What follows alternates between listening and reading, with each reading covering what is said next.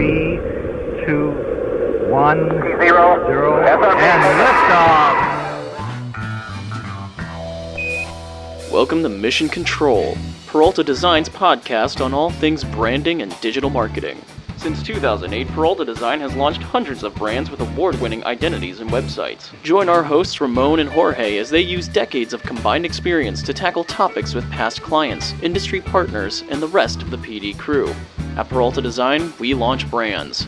But for now, let's launch right into this episode of Mission Control.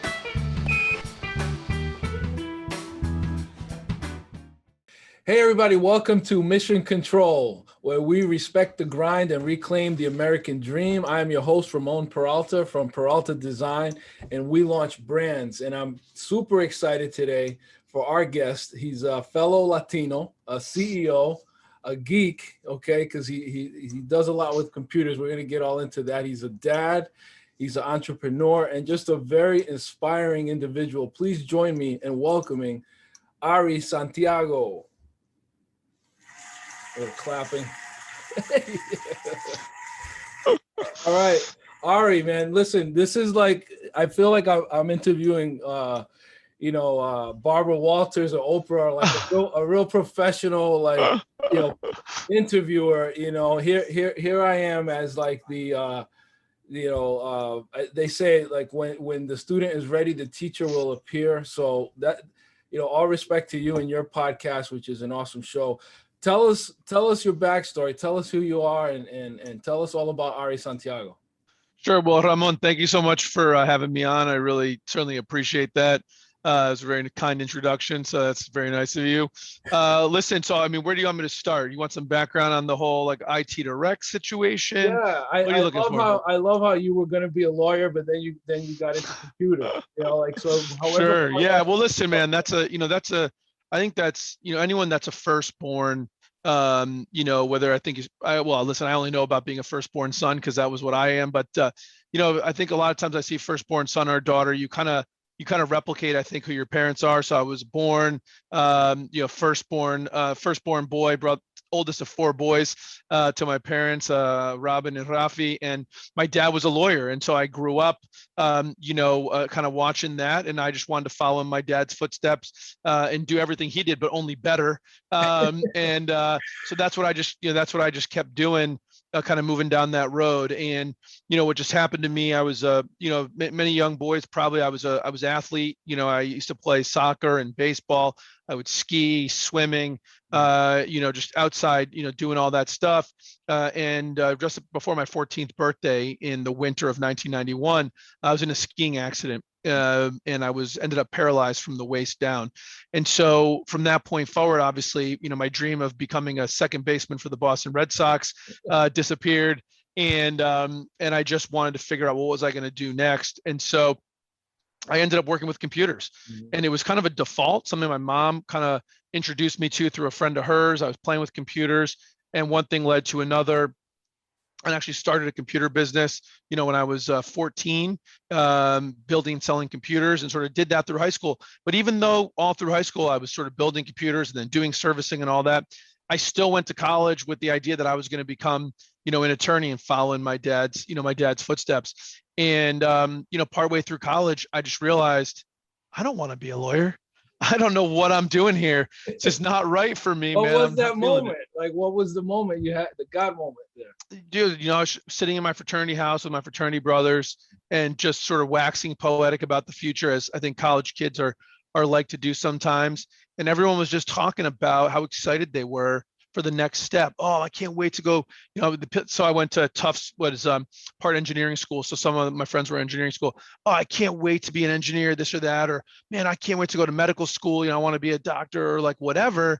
And then it was like kind of my turn to say something. And the only words that would come out of my mouth were, I don't want to be here anymore. That's literally what just felt right. And so I just, I feel really blessed that, I grew up in a house and with a family that was really supportive of, listen, hard work, you had to follow through on the things that we said, people of our word, all that stuff, but very supportive of the things we wanted to do. And so, whether it was follow your passion in sports, or when I didn't do sports anymore, I was on like the debate team, or I was like class president, always supportive of us trying new things and doing new stuff. And so when it came out that that's what I wanted to do, I had built up this reservoir of feeling good about trying things and felt comfortable doing that.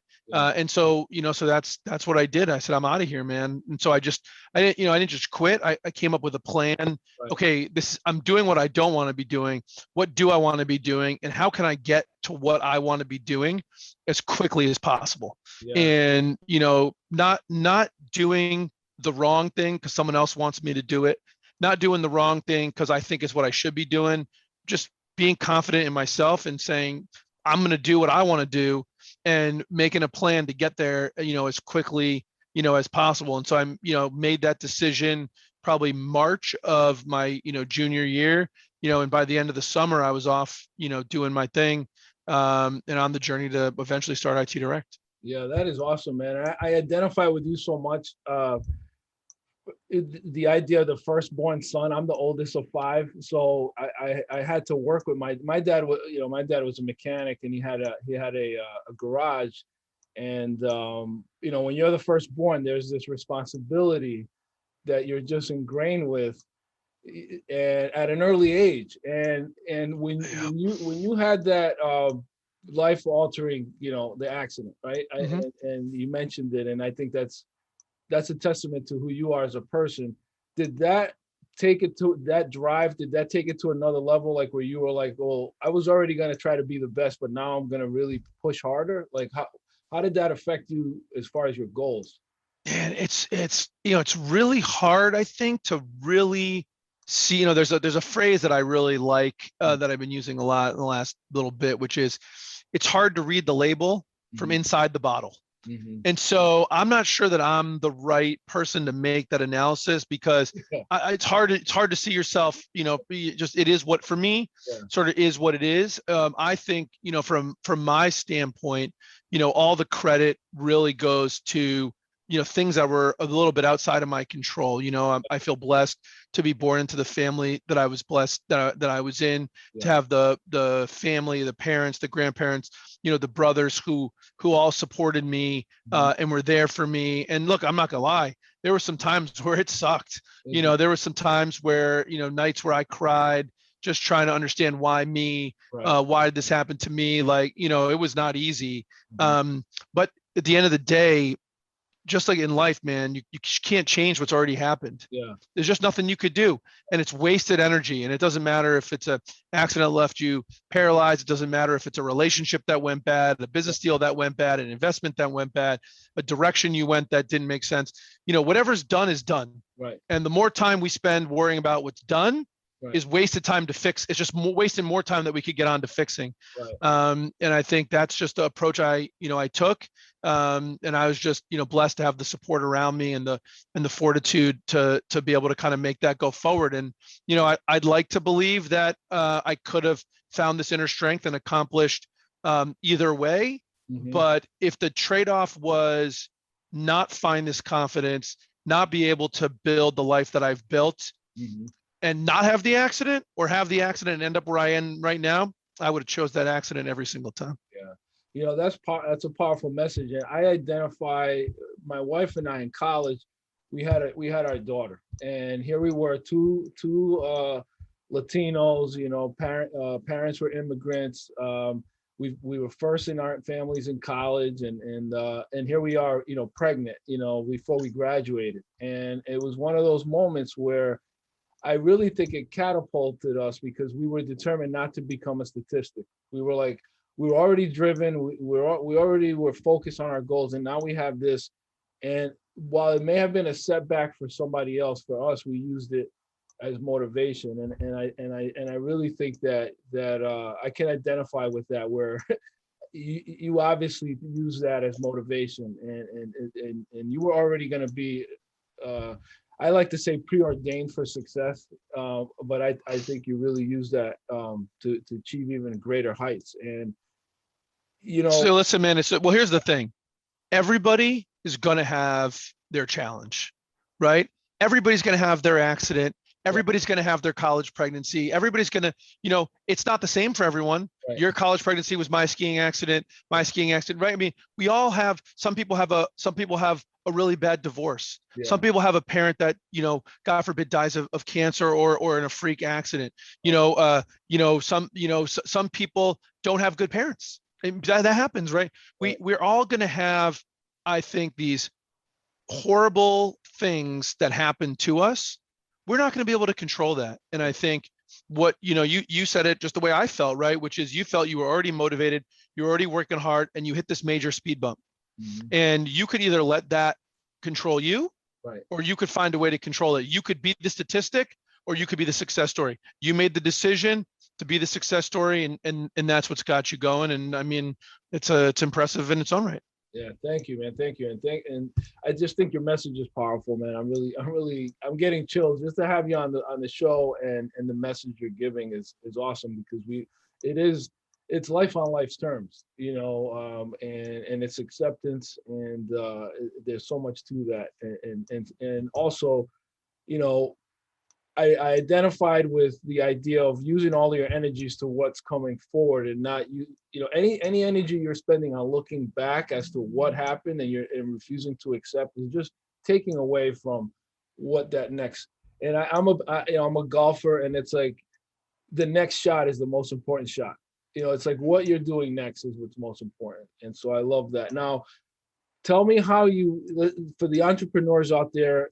How did you come up with the name IT Direct? Did you start this in your basement? Were you working out of your garage? Like, what's the Steve Jobs story for my Steve Jobs story?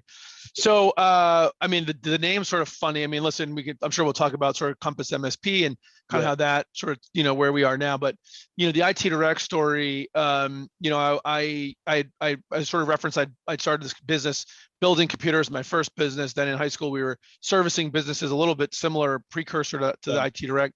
Then I went to college. I owned a cell phone and pager store. I had an environmental products distribution business. I was in sales. I mean, I've done a lot of businesses, right? So when I came back, I ended up coming back to Hartford through some twists and turns. I ended up running the IT department for an environmental engineering business, great business, consulting environmental engineers. The owner, John Grunigan, became a real mentor and cheerleader of mine, a great man. He's no longer with us, but he's a great human being. And when I was working there, I was listening to books on tape. If you remember those days, that's how old I am. So I was listening to this book on tape. It was direct from Dell. It was the Michael Dell story. And it was just sort of talking about how he started the Dell computer business in his college dorm room. And the idea of what Dell, I mean, kids don't. I remember the packaging was like a cow print. No, that was Gateway. Gateway. That was Gateway. Yeah, I know. I'm the branding guy, and I got it mixed up. That's all right. So here's the deal, man. That Dell's whole thesis was Gateway was sold in stores. A lot of computers were sold in stores. People don't remember this. This was pre everything being bought online. Dell was like, no, we're going to sell direct. We're going to let people come on. Instead of you go to the store, computers were like, I don't know, like a vacuum cleaner. You go to the store and you look at like 8 vacuum cleaners, and there's 8 fixed configurations. And if you like the handle on this, but the color on that and the size on that, you're out of luck, man. You got to decide. And that's how computers were. But Dell said, no, we can figure out a way where we can sort of take all the components. You can go online. Now this is like, right, this is how old this was innovative.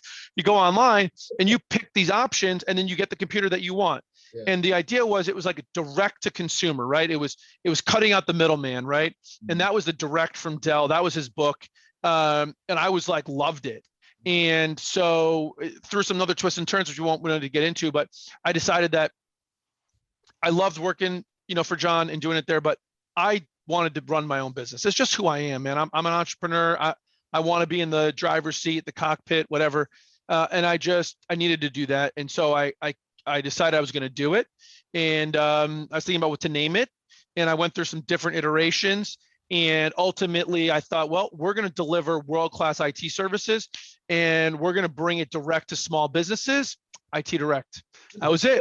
And so I just said, I'm going to roll with it. And it was easy to make the logo with word clip art, and that's it, baby. I was rolling. And so that's kind of how, IT Direct, kind of happened. And I hustled, I was working this job and I started getting clients a little bit on the side, at night and just doing some work to kind of test out my theory. Then I convinced the company to outsource my job to me. They were my first kind of real customer. And it was me, and I had a desk. I lived in my apartment. I bought a desk, the big desk at the foot of my bed, had a computer, a phone, a scanner. I named the computer Perseverance just to remind myself to stick with it and keep going. And I had a shredder, and that was it, baby. Did you have a fax machine? Did you have a fax machine? No, we started, I said, none of that. We got a voice over IP. We just, believe it or not, it's kind of sad. I just gave notice to our voice over IP provider. I felt bad. I mean, I love them. They've been instrumental, but because of the Compass thing we can talk about, that just didn't work out to keep going with it. But I went back and pulled out. I saw the first invoice they sent me. It was January 17th, 2003. So we got started early with all this technology. We said we were going paperless right from the beginning, and so no fax machine, no scanner. We use scanners, all that. So that's how we got that thing off the ground. And IT Direct, and listen, for all the people that are out there, hustling, grinding, I did it wrong for a long time. And if this helps anybody, maybe the story I always tell people is I was fortunate and unfortunate that we had a lot of success really early. Between founding the business in January of 2002, by the time the end of 2003 came around, so barely, not even 2 years later, we were rolling. I mean, I think I have 4 or 5 employees already. I had this great spreadsheet, 10 years later, I was going to be bigger than Microsoft. Our growth rate was through the charts, blah, blah, blah. Right. And as I'm sure you can imagine, or that didn't happen. We really stalled, and I didn't realize what the problem was, but ultimately I did. And I'll just tell you a really quick story. I ended up going to an event for this group called the Entrepreneurs Organization, which was huge for my growth as an entrepreneur. And I went to this event reluctantly, but one of my customers been telling me to do it for a long time. Finally, I just said, all right, I'm going to do it. I went to the thing, and I was making good money, good 6-figure income, and where business was growing a little bit, maybe 2 steps forward, 1.5 steps back type of growth, and I went to this meeting, and they sort of maybe 20 people in the room, and the guy in the front of the room sort of says, how many people in the room feel like they make good living? So everyone's hand, of course, goes up, right? Because in this room, no one wants to admit they don't think make good living. So all the hands are up. And so we all have like piece of paper for notes. And he says, write down how much you made last year, So I'm like, I don't know who's going to see it, but I'm proud of my number, And he's like, how many weeks a year do you work? I'm like, yeah, 52, And he's like, it's like, how many days a week? And I'm like, 7, man, I'm a hustler, You're killing it. And he's like, how many hours on average? So on the days you don't work, so make an average, So I write that down. And he goes, all right, well, now multiply the weeks times the days times the hours, and you're coming up with a number. Now take your number of how much you make and divide it. He's like, probably gonna need to get out your phone calculator. So get that out, and and he's like, all right, now find yourself on the chart. So he puts up this thing on the screen. And on the top is Bill Gates, it's like $1 million a minute or whatever. And at the bottom is a server, a waiter or whatever, without tips, right? Because I don't know if it's still true, but back then you could pay below minimum wage. So that was like $4 an hour or whatever it was. And I'm looking, and I start at the top. No, scrolling. I'm at halfway. I'm not even close. I'm like, shit, going. I was just below or below a fast food shift supervisor. Oh my God. On like hourly, and it was just like, and I remember this like clear as day. I was like, hit me like a ton of bricks, and I was like, I'm screwed, because I knew that I'd been working harder and harder, that I bet if I had run that number 2 years prior, the top number would have been smaller, but the bottom number would have been bigger. And so I was working harder and harder to get incrementally less and less. Where was I going? Right. And then I thought about my personal life, was I where I wanted to be? If you ask me, I always said family's number one. Yeah. Family's number one, business is number two, family. But if you looked at how I spent my time, If you looked at my behavior, that wasn't there. And there was no time to do it, right?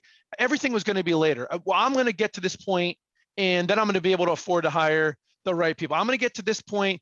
Everything was around the corner, and nothing was today. And so, that I had to get my mind right on that. And what I realized in that moment was the problem was me.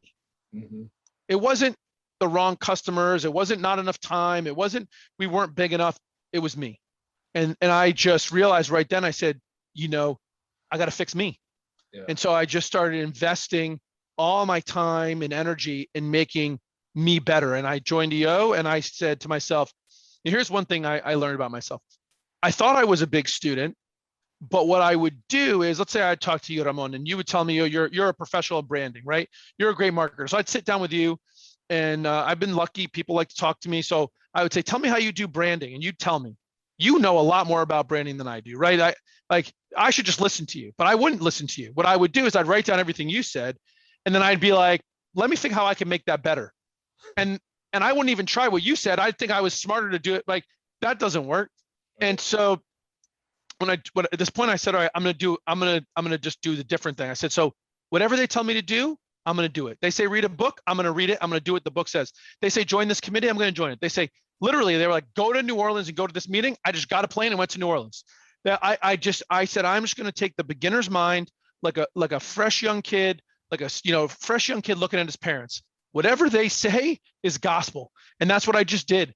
And I just started, learning, and bit by bit, I got better and better. And that started my journey. And, IT Direct, over the next 10 years, we grew 14 times, 14 times in revenue. We grew, 10 times or so, maybe a little less in people. Revenues, profitability went through the roof. I was having way more fun. I was doing a lot better for my clients, doing a lot better for my teammates. It was just a much better. I found time to meet my wife. We got married. We had kids. Like that 10 years. Bought a house. It was just everything changed. All because I was looked inward to make myself better. And was open to change, and it meant everything. That was really what scaled the business up. That's awesome. That's awesome. Now, during this time, and this is kind of something I'm really interested in, is as much as you can share, were you structured as sole proprietor? Like, I'm making all the decisions. Did you have a board? Did you bounce ideas off a mentor? Like, how did you make these decisions to scale over those 10 years? Yeah, so listen, I give a lot of credit to my experience at the Entrepreneurs Organization at EO. I was in a forum, so we met every month with other business owners. That was sort of an informal board. I was an avid learner. Mm-hmm. So I would talk to my customers, my clients. Yeah. I would learn from them. We served a lot of companies that are bigger and more successful. I would take them out to lunch. Well, we had two great things. Number one, it deepened the relationship, which helps build the business and all that. But I would learn. And I would take little pieces. I would visit clients, and I'm sure this happens to you. I visit prospective clients, and I'd be like, "Oh my God, this business is terrible," and I'd be like, "I shouldn't do that," right? So it's a lot of that. I think a lot of people have had success with boards, advisory boards. I didn't have that. We're an LLC. I definitely, what I had to do to be successful was I had to hire people who really were smarter than me in the right areas, So, I think, people say that it's true. You got to hire people smarter than you. Hard to figure out how to do that. The way I did it was I figured out, what do I love doing? Because it's probably what I'm the best at. And what do I need to give up? And listen, for me, at one point, right, I was everything. I was the guy who did the help desk. I did the projects. So I like a lot of it. So it was hard to give up something, but I had to just say, what do I like the most? And then I would hire someone who's really, really, really, really good at whatever, and then let them be successful. Don't choke them.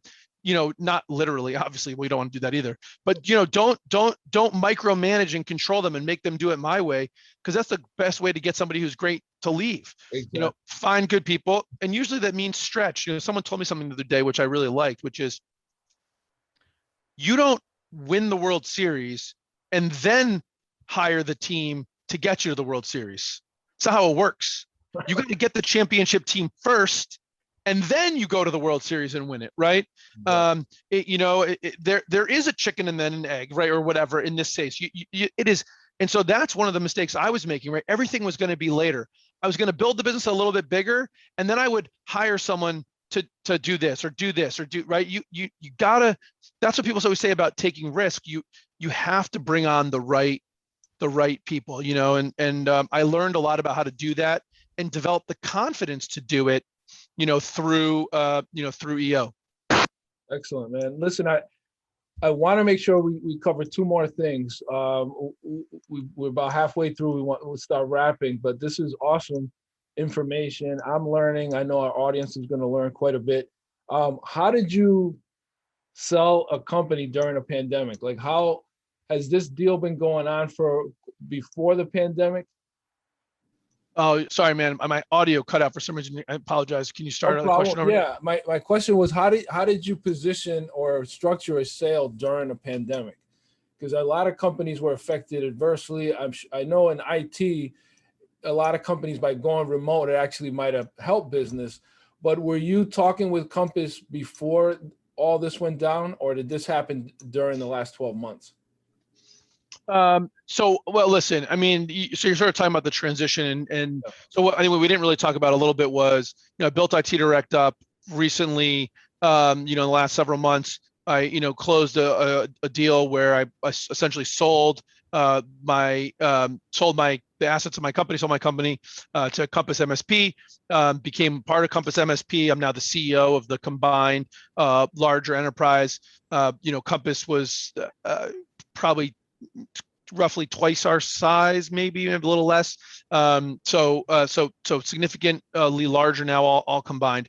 And so your question about how did this happen? I knew the people at Compass for a long time. Okay. And one of the things I would say about life is, and this is, you hear this all the time, right? You don't want to go to the bank to ask for money when you need it. Right. You want to develop, well, I should say what I did. I look to develop relationships, and I always built the business as if I was going to sell it, right? Not to sell it, but realizing that if I thought about, hey, I want to make this business to be as tight and as valuable to someone who would buy it, that's probably going to put me in a position to build a pretty good business, right? So that's how I kind of thought about it, and I realized that I wasn't going to do it forever. Right, at some point, and I was either going to buy businesses. By the way, I did that, as I think maybe along the way. We bought a business and brought it into IT Direct before we sold. Or at some point, maybe I would do what I did, which was be a part of a larger business. And so I would find people that could teach me. And so George Ferris, who's the chairman of Compass, wicked smart guy, really nice guy. We're really aligned kind of culturally. When we met early on, through a different unrelated kind of business deal, stayed in touch. When they started Compass, we stayed in touch. I would just make a note in my calendar every month or two to just give him a call, and we would just talk, not long, 5, 10, 15 minutes. I would see what I could do to offer him some help, right? He understood financials more than I did. I understood the MSP business. So it just developed that relationship. And then when the beginning of COVID, I just called him just to check notes. My mind was, this would be a good time for me to buy another business, to buy another and roll them in. But we just talked. And then, over the summer, he called back and sort of was like, hey, we're thinking of making a change. How would you feel about, becoming a part? And we sort of talked that through. And over some months, we figured out, how that maybe could work, and, got into a deal. And listen, my opinion is, and this is, I think, true in all relationships in life, marriages and everything at the end of the day is going to come down to trust. Your wedding vows, your legal documents, they're only meaningful if both parties want them to mean something. Exactly. Understanding that you really trust someone and that you're aligned with someone, that's really what's going to be long-term success.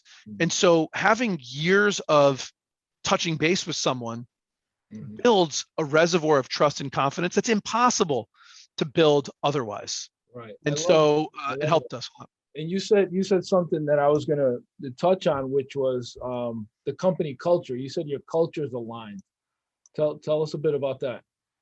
Yeah, I mean, listen, it's critical to me. I mean, especially in all, if I was going to leave and not be a part of it, maybe it wouldn't matter to me, but it should matter to them. But especially if I'm going to stay, you can't take. I'm trying to think of a pretty good analogy here, but this is maybe not going to be super perfect, but I'll give it a run. If I'm trying to make something bigger and better, the things need to either be the same or totally aligned, right? So if I'm trying to make an ice cream cone, right, and a new serving of ice cream, and I'm going to put the two things in the same bowl, the two flavors better be the same, or they better be complementary. Do you know what I mean? If I'm looking to put another scoop of ice cream in the bowl, and it turns out it's chopped liver, that ain't going to taste good. Even if someone likes chopped liver and they like ice cream, whatever, together that ain't good, right? So you want to make sure it's the right thing. And the two businesses aren't necessarily the same if they don't view customers the same, if they don't treat employees the same, right? It's just, you're not going to find a value add. It's going to be a lot of work to not get it done. And so knowing someone and how they run the business and what decisions they make, and like just sharing information so that when bad things happen, how do they think about it? When they're planning and they're strategically planning, how do they think about it? That to me is so important. And so, a lot of my time was spent thinking about, are our cultures aligned? Do we believe the same things about customers and about employees? And core values. Core values. Exactly. And what was it like staying on board in that role? Like, I'll just say this about core values really quickly. You got to be careful, because sometimes core values on paper look right, but do people actually live the values, or they just wrote them down because they look good on a website? So just be careful with that. Got to find out what's real versus what's written. I'm sorry, what was your question? Coming on board as CEO, was that something driven? Like, was that part of something you wanted to stay at the helm, or did you? Yeah, man, listen, it's all about life, and I think you got to know what you want. Yeah. It's just, I in the past, when I talked to George some years ago, we had talked about trying to do something together, and I said, look, here's my must-have list. Mm-hmm. Being CEO was on the must-have list. Yeah. And I think we have to be honest with ourselves. Like, I told him here was my must-have list. He had his must-have list. I believe I checked all his boxes, but he couldn't check my box because he had a CEO. And listen, here's the funny part. The fact that he was not going to make a change in CEO just to get my business, which maybe was better for the growing of the business, but wasn't aligned with his commitment to his CEO and what he was seeing through, that him not doing it was a good thing. But it was also good that I didn't change who I was, because I got to know who I am and what I'm going to be able to live with. Right. And I think that's important. That's so important in life. Absolutely. Now, I do want to spend some time on the podcast that you have. Made in America, the commitment to manufacturing in Connecticut. Tell us a bit about that, because you represent Connecticut so well. Like, you love the state, and you just have this pride that comes through, and I love the branding around it. I love how it aligns with the pipeline. I love that IT directs clients or manufacturers.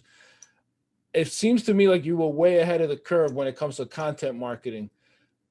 Tell me how this evolved as a thing, and how you became so good at it.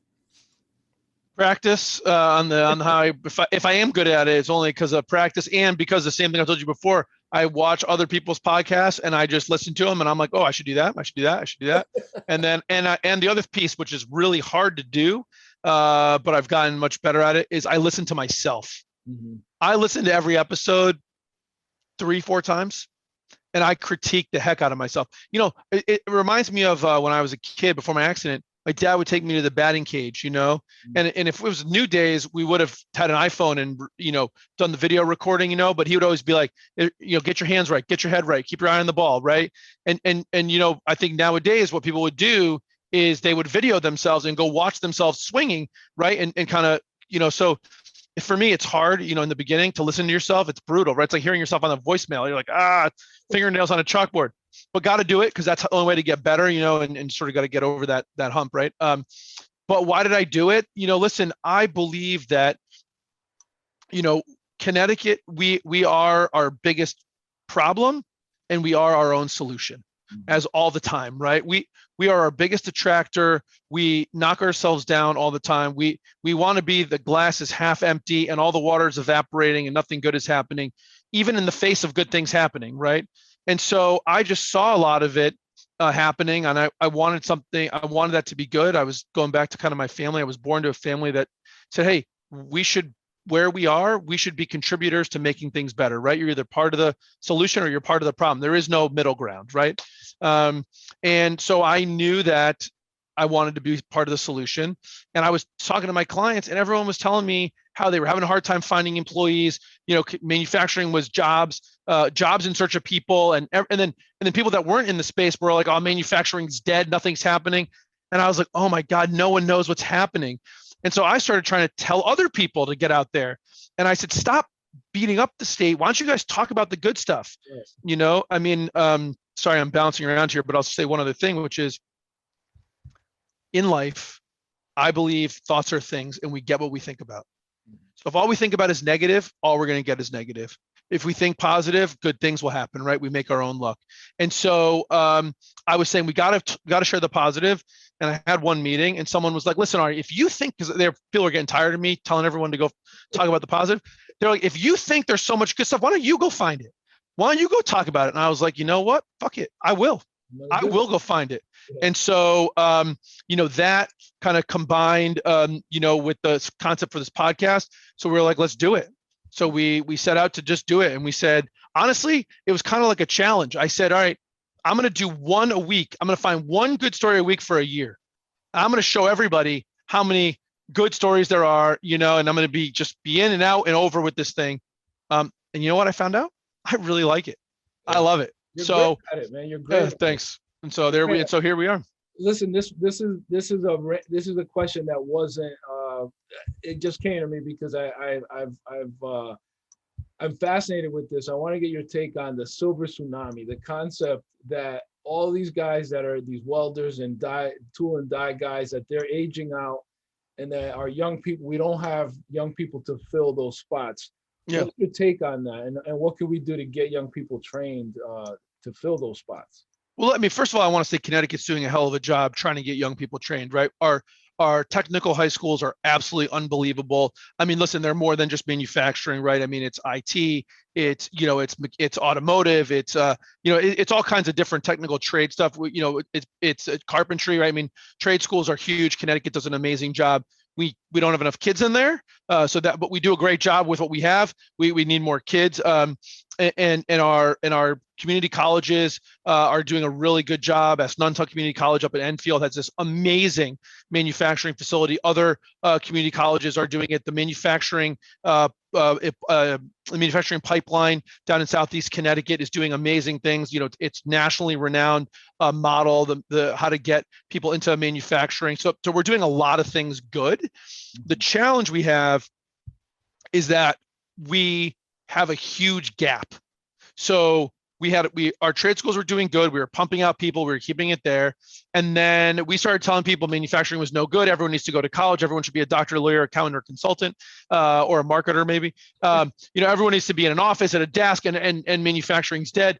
And so there's some other issues, but in any event, there was a gap where kind of no one was being trained.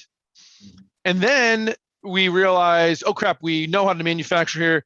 And now we're in this problem that you're talking about, which is, and it's probably more than just manufacturing, right? We've got this baby boom generation where this huge population is now kind of retiring. In manufacturing in particular, there was a sort of gap where we didn't train enough people. And now we're trying to train more people, but we have this kind of hurdle to cross. And so I think, what we need to do is we need to educate people on why manufacturing is amazing. It isn't the dark, dirty, dingy days of yesteryear. It's not 25 years of screwing bottle caps, onto toothpaste tubes. It's lean, green, and clean. It's high tech. It's fun. It's engineering. It's sales. It's marketing. It's math. It's amazing career where people that like to do something with their hands, that like to get their work done, can go there and be great. If they decide to go to school later, you could do that. There's engineering if you want to be in engineering. If you want to go into manufacturing with a marketing background, you could do that. There's so many amazing jobs in manufacturing. And if you spend time, go to my LinkedIn, Ari Santiago at LinkedIn, Made in America with Ari.com, the website. We are always sharing information about how many manufacturers are expanding, how many jobs there are in Connecticut. And by the way, it is not just jet engines and submarines. Listen, I love jet engines. I love submarines. We love helicopters, lots of jobs. That's great. But it isn't just that. It's medical devices. Connecticut makes the machines that make the chips that goes into the iPhones and the Samsung, right? And they're hiring thousands of people to do those jobs. We make niche components. We make packaging goods. We make everything. And we make jet engines, helicopters, and submarines. But there's just so much, and it's so exciting. It's a great time to be in manufacturing. We just need to get more people to be interested in it. I love it, man. I love your energy, and I love the optimism, because all we hear about Connecticut is that it's a terrible state to have a business in, that the business taxes are high, and that you should move it out of state. But you're saying, there's so much great stuff happening here, and I really, really enjoy that message and having you on the show. As we wrap up, tell us a little bit about the type of clients that the IT director, Compass MSP company, MPS company is looking for, and how they can reach you. Like, what's the pipeline look like? Do they go to the website? Tell us a little bit about that. Yeah. No, I appreciate that. It is Compass MSP company, just like you said. So listen, we work primarily with manufacturing companies, right? Small, mid-sized manufacturers who are looking to gain competitive advantage by having their technology work with them. They want to need CMMC compliance or cybersecurity. We got that. That's our main focus. We also, have some other, kind of SMB business clients that are also looking for great technology, especially now with Compass. We've got great expertise in the larger Compass with, law firms, financial services, and we're also hugely into, medical. So those are kind of our key areas. People can find me, Ari, A-R-I, Santiago on LinkedIn. You can go to compassmsp.com and you can kind of find us through there, as well. So you can probably link that up in the show notes, but really, really appreciate you having me on the show, Ramon. It was awesome. I loved it, man. I think we could go on forever. You're a great pro and just full of energy and optimism. And I love what you've done. And I'm going to be reaching out to you, man. I know there's a lot I can glean from you. And, I look forward to just kind of building this relationship together. So I'm really glad to have you on, man. Thank you. Dude, absolutely. My pleasure. Thank you so much. And for everyone that's out there listening, I think follow your passion. Don't be afraid. Don't be afraid to take chances. Life is what you make of it. So awesome, man. Thank you, everyone, for listening to this episode of Mission Control. Until next time, this is Ramon Peralta with Peralta Design, and we launch brands.